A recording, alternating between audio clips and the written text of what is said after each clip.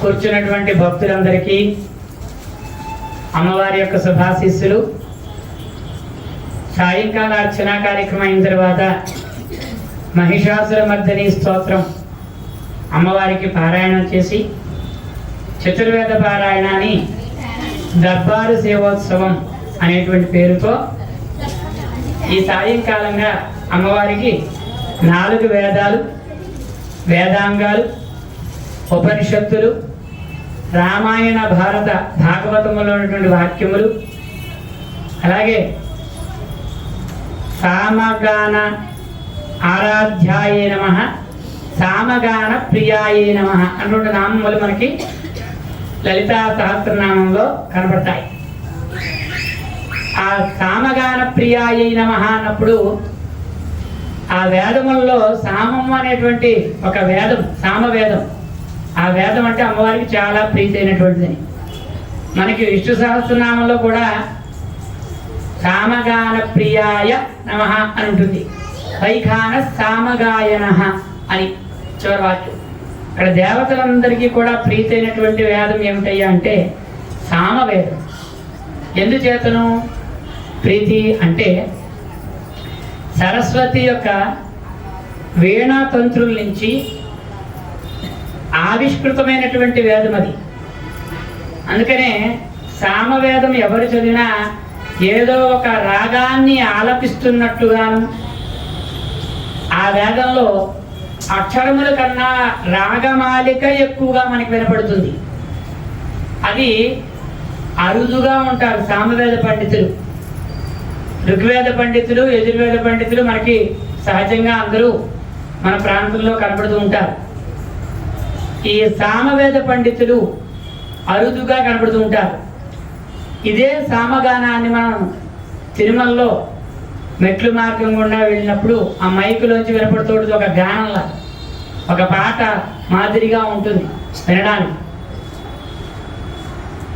ఆ సామగానంతో ఆ వెంకటేశ్వర స్వామి వారికి వేదారాధన అనే కార్యక్రమం చేస్తారు. ఈ వేదములకి చాలా ప్రాశస్యం ఉంది. మరి ప్రతి పూట కూడా దర్బారు సేవ అనే పేరుతో ఈ యొక్క అలంకృతమైనటువంటి అమ్మవారికి వేదాలని ఆరాధించడం జరుగుతుంది. వేదార్చన. ఆ వేదార్చన చేయటం వల్ల ఏమిటయ్యా విశేషం అంటే మిగతా మంత్రములు విన్నప్పుడు ఒక్కొక్క మంత్రానికి ఒక్కొక్క ఫలితం ఉంటుంది. కానీ వేదములు వినినప్పుడు శరీరంలో ఉన్నటువంటి రుగ్మతలు కూడా నివారణ అవుతాయని చెప్పబడుతుంది. ఇదే కాక ఏకాగ్రత పెరుగుతుంది. అలాగే మన యొక్క భక్తి తత్వము, మానసికమైనటువంటి ఉత్తేజము మనకు కలుగుతుంది. మీరందరూ మహిషాసురమర్దిని చదివినప్పుడు రమ్యక బర్దిని అనేటువంటి చివర ఒక వరుడు చెప్తారు కదా, ఆ శైలసుతే. ఆ శైలసుత అయినటువంటి అమ్మవారు రమ్యకం అనే గొప్పనైనటువంటి ఫలితాన్ని చదవటం చేత మాకు రావాలి అని, అటువంటి మనస్సు మీద పనిచేసేటువంటి స్తోత్రం అది. అంచేతే మహిషాసురమర్దిని స్తోత్రం ఎక్కడ చదువుతున్నా కూడా మనందరం కూడా చెవులు రిక్కించి శ్రద్ధగా వింటాం. అన్ని మంత్రములే, అన్ని శ్లోకాలే. అందుకనే వెంకటేశ్వరుని ఆరాధించినప్పుడు ఆ యొక్క అన్నమాచార్యులు చెప్తారు ఏమనంటే, ఎత్ర మద్భక్త్యా గాయంతి తత్ర తిష్టామి నారద అని. ఎక్కడైతే నా భక్తులు గానాన్ని చేస్తారో అక్కడ నేను కూర్చుని వింటాను అంటారు ఆయన. ఎందుచేతను అంటే ఆయనకి గానం అంటే అంత అమితమైనటువంటి ఆనందం, ఇష్టం. అమ్మవారికి ఏమిటయ్యా ఇష్టం అంటే పంచమి పంచభూతేసి పంచ సంఖ్యోపచారిణి. అలా మధ్యలో అడిగితే ఎలాగండి అడిగారు. నేను మొదట చివరి అడగాలి కానీ మధ్యలో మాట్లాడితే ఎలాగా, అవన్నీ ఎలా గుర్తుంటాయి మాకు అని అడుగుతారు. అంటే ఆ పదాలని మనం బాగా అన్వయం చేసినప్పుడు ఆవిడికి ఏదయ్యా ఇష్టమో, ఏ అంకి ఇష్టము, ఏ పదార్థం ఇష్టము, అలాగే అమ్మవారు ఏ రకమైనటువంటి ఆరాధనతో ఆవిడికి దగ్గర అవ్వాలి అని. ఏమిటి 5వ అంకె ఆవిడికి చాలా ఇష్టం. పంచ సంఖ్యోపచారిణి అని. అంటే 5 అంకెల కింద ఆవిడ 5 రూపాయల్లో చరిస్తూ ఉంటుంది అని. ఇక్కడ 4 వేదాలు ఉన్నాయి. 4 వేదాల్లో సంచరించాలి కదా. అన్ని మంత్రములు ఇందే ఆవహించెను అని కదా ఉంటా. 4 వేదాలు కూడా అందులో ఉన్నాయి కాబట్టి ఆ మాట చెప్తే అందులో ఉండాలి. కానీ ఈవిడ పంచ సంఖ్యోపచారిణి ఎలా అయ్యింది అంటే, ఇక్కడ మనకి ప్రధానమైనటువంటి, మనకి కాదు భూమండలానికి ఏదయ్యా ప్రధానం అంటే పంచభూతం. వీటిలో ఏది కదలిక లేకపోయినా మానవుడు నిర్జీవుడవుతాడు. సజీవము అంటే ఆ 5 పంచేయకం, నిర్జీవం అంటే 5 పనిచేయకపోవటమే. అందులో కొత్తగా దాన్ని మనం చెప్పుకునేది ఏం లేదు. ఇది శివశబ్దము శవశబ్దం అంతే. ఈ పంచభూతాలు శరీరంలో ఉండాలి. అందుకని ఆవిడ పంచ సంఖ్య అంటే ఎంచుకుంది మంచిగా. ఎందుచేతను? వాయుతత్వము మనకి, జలతత్వము కనబడుతుంది కదండి. అలాగే పృథివీతత్వము మనకి, ఈ తత్వాలని కనబడతాయి. అగ్నితత్వము కనబడుతుంది కదా, ఆకాశతత్వము, ఇవన్నీ మన శరీరంలో ఉన్నాయి. మన శరీరంలో నీటి తత్వం ఉంది, పృథివీతత్వం ఉంది, భూతత్వం ఉంది, నీటి తత్వం ఉంది, జలతత్వం ఉంది, అగ్నితత్వం ఉంది, ఆకాశతత్వం ఉంది. ఈ 5 తత్వాలు కలిపే మనకి శరీరంలో జ్ఞానేంద్రియములు, కర్మేంద్రియములు అని అవి ఎన్ని ఉంటాయి? 5. మీరు ఎక్కడికి వెళ్ళినా 5 కనబడుతుంది. అంచేత ఆ అమ్మవారు 5వ సంఖ్యని, 5వ రూపాన్ని, ఆవిడ చాలా ఇష్టమైనటువంటి రూపము ఈ యొక్క 5 సంఖ్యతో కూడినటువంటి రూపాలు. అంచేతను ఇక్కడ 4 వేదాలతో పాటుగా రామాయణ, భారత, భాగవతాలు, పురాణ ఇతిహాసాలతో అమ్మవారికి 5వ విభాగంగా ఇక్కడ సేవించుకునేటువంటి అవకాశం ఈ దేవాలయంలో అమ్మవారి సన్నిధిలో ఉంది. ఏలూరు పట్టణంలో ఎక్కడా లేనటువంటిది, ఎక్కడ మాత్రమే మనకు కనిపించేటువంటిది దర్బారు సేవ. దర్బార్ అంటే ఇలా అందరూ కూడా కూర్చునండి అమ్మవారిని రాజునిగా ఊహించి, ఆవిడ మహారాణి కనుక మనం కింద వైపున కూర్చుని ఆవిడికి సేవ చేసుకోవాలి. మహారాజులందరూ సింహాసనం మీద కూర్చున్నప్పుడు ఆ గాన కళాకారులు, వేద పండితులు, పురాణ ఇతిహాస శాస్త్ర పండితులు వారి వారి యొక్క నైపుణ్యాన్ని ఆయనకి చూపిస్తూ ఉంటారు. మరి రాజాధిరాజు అప్పటి పరిస్థితుల్లో ఆ కాలంలో కొంతమంది ఉండేవారు. సరే, కాలక్రమేణా అవన్నీ కూడా సమసిపోయి చివరికి ఏది మిగిలిందయ్యా అంటే సత్యము మిగిలింది, సేవ మిగిలింది. సేవ మనము, సత్యమా అమ్మవారు. అంచేత ఆవిడే మహారాజుగా మనకి రాజరాజాచ్యుతాయ నమః అని ఉంటుంది కదా, రమణ రంపట అని ఉంటుంది. చూసారా, ఈ పదాలను అందులో దొరికితే మనకు కనపడదే. అంటే అక్కడక్కడ మధ్యలో దొరికితే గమ్మున దొరకవు, కానీ చదువుకుంటూ వెళ్ళిపోతే మనకి బాగా తెలుస్తుంది. మరి ఆవిడ రాజరాజాచ్యుని కదా, అంచేత ఆవిడికి ఇక్కడ దర్బార్ సేవ చేయాలి అని. ఇంకెక్కడ ఏలూరు ప్రాంతంలో ఎక్కడా కూడా ఇటువంటి దర్బార్ సేవ జరగదు. ఎందుకంటే 4 వేదాలు తెలిసి ఉండాలి. దర్బార్ సేవ చేయాలంటే 4 వేదాల పైన అవగాహన కలిగిన వాళ్ళై ఉండాలి. అలా ఉండాలంటే 4 వేద పండితులు ఉండాలి. ఏ వేదానికి ఆ వేదమే చదవాలి. అంతేకాని ఆ వేదాలు అన్ని ఒక్కరు చదివేటువంటి విధానం కష్టమైన పని. సరే, అమ్మవారి సేవకు ఆవిడ నియమించుకుంది కాబట్టి మేము ఇక్కడ రాగలిగాం. మరి మీరు రాము గారి యొక్క సహకారం అయితేనేమి, ఆయన సాహచర్యం అయితేనేమి, వారి కుటుంబంతో నాకున్న అనుబంధం అయితేనేమి, ఇన్ని సంవత్సరాలుగా మనం అమ్మవారిని సేవించుకునే భాగ్యం పొందాం. 4 వేదాలపైన అవగాహన ఉన్నప్పుడే 4 వేదాలు చెప్పలేం, లేకపోతే 4 వేదాలు చెప్పలేదు. 4 వేదాలని కూడా సుస్పష్టంగా వినడానికి ఇంపుగా, చదవటానికి ఇంపుగా మనం చేసిన నాడు మాత్రమే అమ్మవారి సేవ పరిపూర్ణంగా చేసినట్లు లెక్క. మిగతా చోట్ల చెప్పరా అండి అంటే చెప్తారండి, ఒక్కొక్క వాక్యం చెప్తారు. యజుర్వేదానికి 1 నిమిషం, ఋగ్వేదానికి 1 నిమిషం, 1 నిమిషం లోపల కొన్ని వాక్యాలు ఉంటాయి. వేదంలో ప్రారంభ వాక్యాలు ఉంటాయి. చూడండి, నేను లలితా సహస్రనామం చెప్తూ ఉంటాం ప్రతిరోజు. రాజేశ్వరి గారు నాకే చూసి నవ్వుకుంటూ ఉంటారు. లలితా సహస్రనామ వాక్యం అవధారయ అని చెప్పి శ్రీమాత శ్రీ మహారాజ్ఞి శ్రీమత్ సింహాసనేశ్వరి ఆబాల గోపి విదిత సర్వాన్ ఉల్లంఘ శాసన అంటాం. అంటే అది 1వ వాక్యం 990వ వాక్యం. అది ఆది అంటారంట. రవి గారు సులువుగా చదివేస్తున్నారన్నట్టుగా ఆవిడతో చిరునవ్వు నవ్వుకుంటా సరదాగా. అంటే ఇక్కడ ఆద్యంతాలు మాత్రం మనం చెప్పాలి. అన్ని చదవాలంటే ఇప్పుడు మీకు ఎంత టైం పడుతుందో అంత టైం పడుతుంది, 20 నిమిషాలు పడుతుంది నాకు కూడాను. అయితే మరి అంత సమయం ఇక్కడ మనం వెచ్చించలేం కదా. అందుకని ఆది అంతము, మొదటి వాక్యం చివరి వాక్యం అది చెప్తే అంతా చదివినట్టే లెక్క అని కొంచెం ధర్మ సూక్ష్మం అంతే. అది ప్రధానం కాదు కానీ ధర్మ సూక్ష్మం. అంచేత ఇక్కడ వేదాలన్నీ కూడా చదివినప్పుడు ఒక వాక్యం చదువుతారంతే ఎవరైనా. కానీ ఇక్కడ మన యొక్క సమయాన్ని బట్టి ఎంత సేవ చేసుకోవాలో అంతవరకు అమ్మవారిని మనం సేవించుకునే భాగ్యాన్ని మనం పొందాం. ఇంకో గొప్పమైన విషయం ఏంటంటే ఇక్కడ అందరూ కూడా గాయనీమణులే, అందరూ పాటలు పాడతారు. ఎవరికి మైకిచ్చినా వాళ్ళు అమ్మవారి యొక్క సేవని గాన రూపంలో చేసుకుంటారు. అదొక సంకీర్తన. అది అమ్మవారికి మనకి దగ్గరగా ఉండే అనుబంధ మార్గం. మిగతావేం తెలిసినా తెలియకపోయినా ఇప్పుడు మహిళాసులు మొత్తం చదువుతున్నారు, రమ్యక భర్తిని శైలసుతే అని ఆ వాక్యమైనా వచ్చు కాబట్టి అది చదువుకుంటాం. మిగతా ఏం వచ్చినా రాకపోయినా మిగతా పక్కన పెట్టండి, అది మాత్రం తప్పకుండా చదువుతాం.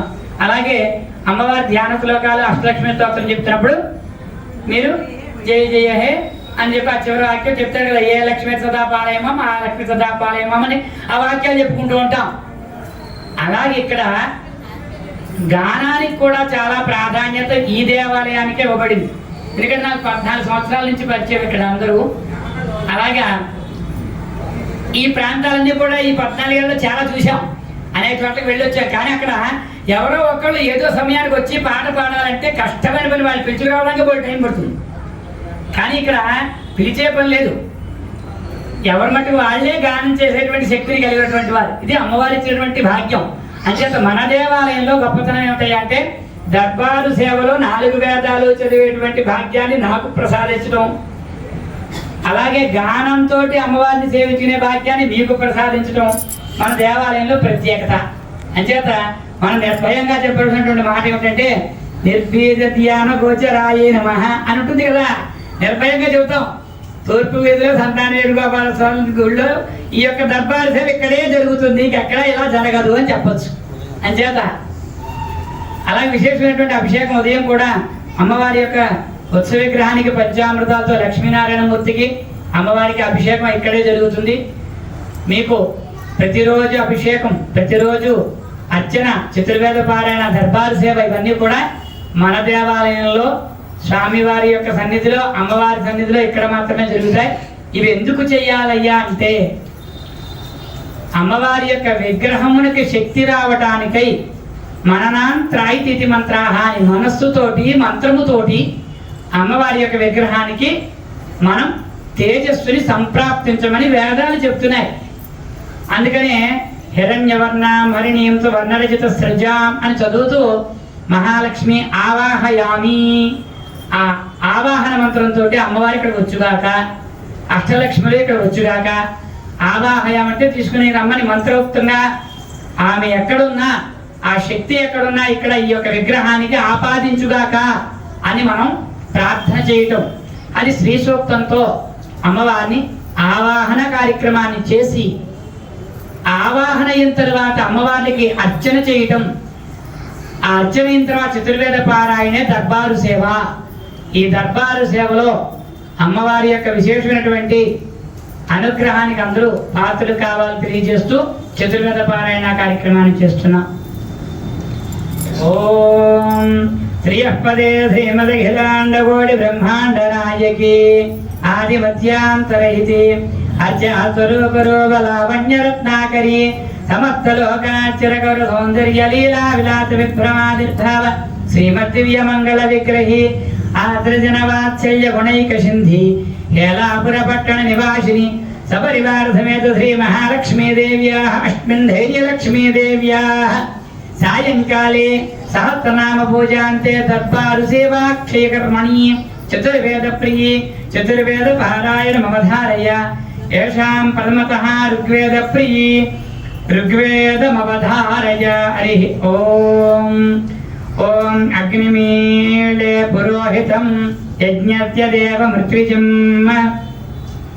होतारन् रत्नधातमम् आनो भद्राक्रतवो यन्तु विद्दतो दब्धासो अपरीतादबुद्भिदः देवादो यदातु समिद्यते रक्षिता पायुरुतब्धस्वस्तये स्वस्ति न इन्द्रो भद्रत्रवा स्वस्ति न पूषा विश्ववेदाः स्वस्ति नस्तारिक्षो अरिष्टनेमि स्वस्ति नो बृहस्पतिर्दधातु पृषदस्तामृतपृश्निमातरसुभं यावानो विदधेषु जग्मयः अग्निजुप्पामनवस्तूरचक्षुषो विश्वेनो देवा अवतागमन्यः भद्रं कर्णेभिस्तृणुयाम देवाः भद्रं वत्ते माक्षभिर्यजत्राः स्थिरैरङ्गे तुष्टुभा स्वस्तिनभिर्यसेम देवहितं यदायुः शतमिन्नशरदो अन्तिदेवायत्रा नश्चक्राझरसं तनूनां पुत्राधो यत्र पितरो भवन्ति मानो मध्य ह्रीरिषतायुर्गन्तो अदितिर्जो नदितिरन्तरिक्षमदितिर्माता सविता सपुत्रः विश्वे देवा अदितिः पञ्चजनः अदितिर्जातमदितिर्जनित्वम् हिरण्यरूपस्य हिरण्यसन्दृशपान् नभात्सेदु हिरण्यवर्णः हिरण्ययात्पर्योनिषद्या हिरण्यदाद दत्यन्नमस्मै अर्ध्यामस्थामं धनयोमवाजमानो मन्त्रम् सरधेहोपयातुम् यशो न भक्वं मधुघोष्वन्तरा भूतांशो अश्विनो काममप्राह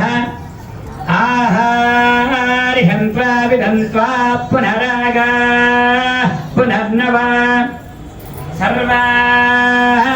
सर्वं ते चक्षु सर्वमायुश्च ते विदं भोगुस्वस्ति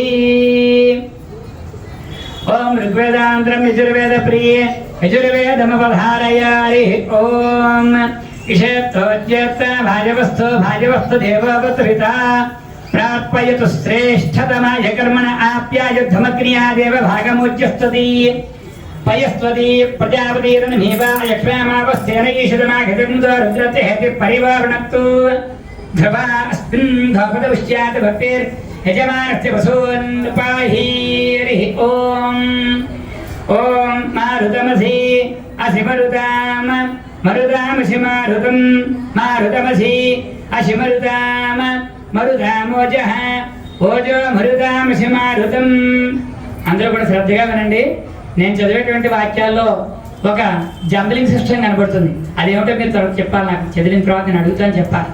మారుతమసి అసిమరుతాం మరుతామసి మారుతం మారుతమసి అసిమరుతాం మరుధామోజః ఓజో మరుధామసి మారుతం మారుతమసి అసిమరుతాం మరుధామోజః ఓజోపాం అపామోజో మరుతామసి మారుతం మారుతమసి అసిమరుతాం మరుధామోజః ఓజోపాం అపాం ధారామ ధారామపామోజో మరుతామసి మారుతం మారుతమసి అసిమరుతాం మరుధామోజః ఓజోపాం అపాం ధారామ ధారాం బింధి బింధి ధారామపామోజో మరుతామసి మారుతం మారుతమసి అసిమరుతాం మరుతామోజః ఓజోపాం అపాం ధారామ ధారాం బింధి బింధి రమయత రమయత బింధి ధారామపామోజో మరుతామసి మారుతం మారుతమసి అసిమరుతాం మరుతామోజః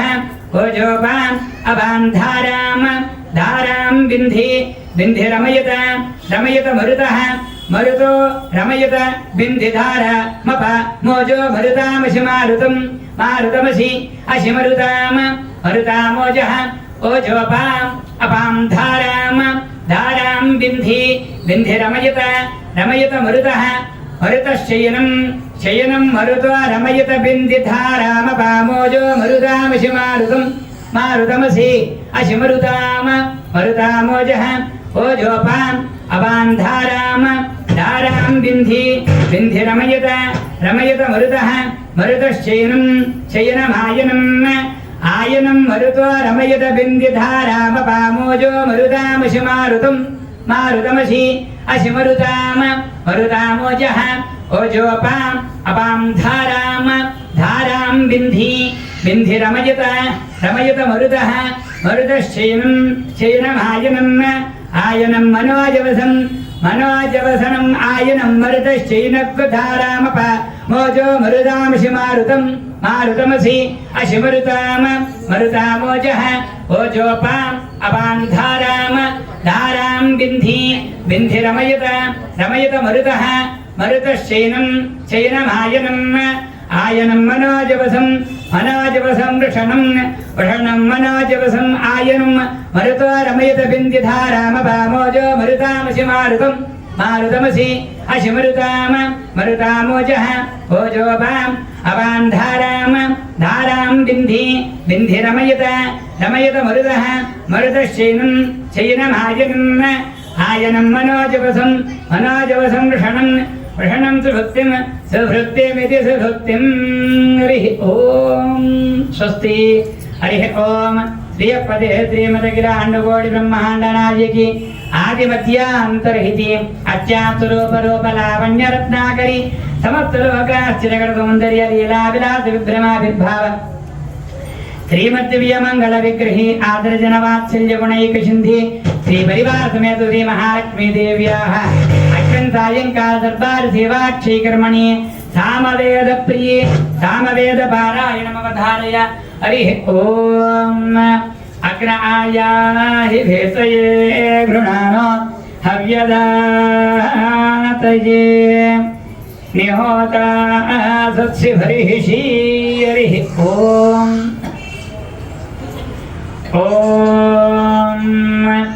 निधनकामा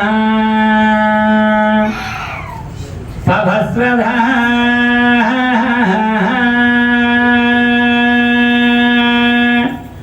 कसाधनः देवेभ्यः पीतये हरायि मरुभ्यो वः आदा इह होयि मादा होयि होयि मादा होयि होयि मादा होयि होयि हम हो वः आहुवः सन्देवैस्युः भते वृषः अभिर्योनिङ्कनिकृतातु धर्मणा वः यावा यः होयि भियाः होयि होयि भिया होयि होयि भियाः होयि होयि हम हो वः आहुवः हवमानः धिया हितः अभिर्योनिम् अधिप्रियाहि पवमानः अधः इह होयि रुहा होयि होयि रुहा होयि होयि रुहा होयि होयि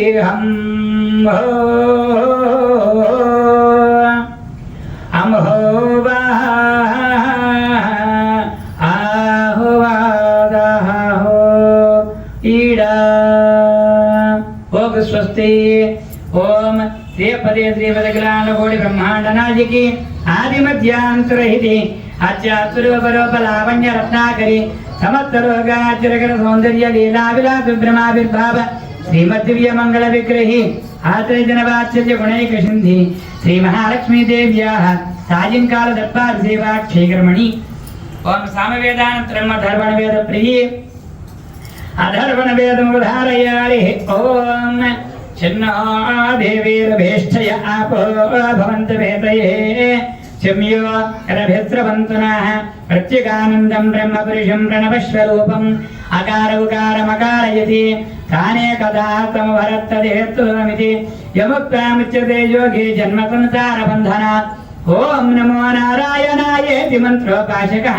వైకుంఠభవనలోకమిక విశ్యసి తదిదం పరం పుండరీకం విజ్ఞానగణం తస్మాత్ తదిదావన్మాత్రం బ్రహ్మణ్యో దేవకీ పుత్రో బ్రహ్మణ్యో మధుసూదనో సర్వభూతస్థమేకం నారాయణం కారణరూపమకారవర బ్రహ్మ ఏతదధర్వశిరో యోధీతే ఓం శాంతి శాంతి శాంతి. చతుర్వేదాంతం ఉపనిషత్వాక్య ప్రియ ఉపనిషత్వాక్యమవధారయ.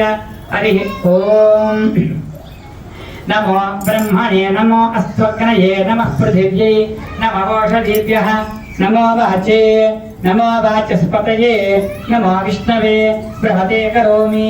ఓం శాంతి శాంతి శాంతి. ఉపనిషత్వాక్యానంతరం రామాయణ వాక్య ప్రియ రామాయణ వాక్యమవధారయ. హరి ఓం శ్రీరాఘవం దశరథాత్మజమప్రమేయం సీతాపతిం రఘుకులాన్వయరత్నదీపం ఆజానవాహమరవిందదళాయతాఖ్యం రామం నిశాచర వినాశకరం నమామి. ఆదౌ రామతపోవనాదిగమనం హత్వా మృగం కాంచనం వైదేహీ హరణం జటాజుమరణం సుగ్రీవ సంభాషణం వారి నిగ్రహణం సముద్రతరణం లంకాపురీదాహనం పశ్చాద్రావణ కుంభకర్ణాదిహననం ఏతద్ధి రామాయణం తపస్సాధ్యాయ నిరతం తపస్సే వాగ్విదాంబరః నారదం పరితత్పచ్చ వాల్మీకిర్ముని పుంగవం. ఓగస్వస్తి.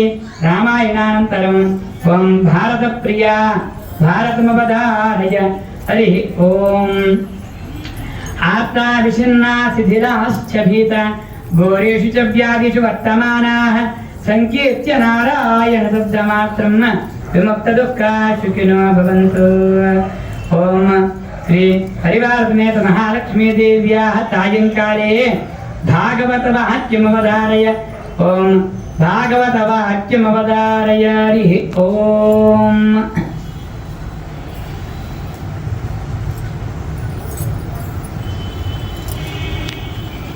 సుతా సంప్రాప్తయే కృష్ణం నమామి మధుసూదనం నమహ్యాం వాసుదేవం సత సంప్రాప్తయే హరిం యశోదాత్ జగత్కృతం బాలం గోపాలం నందవర్ధనం అస్మాకం పుత్రలాభాయ గోవిందాయ మునివందితం నమామ్యహం వాసుదేవం దేవకీ నందనం తదా గోపాలం డింబకం వందే కమలాపతిమచ్యుతం పుత్ర సంప్రాప్తయే కృష్ణం నమామి యదుపుంగవం.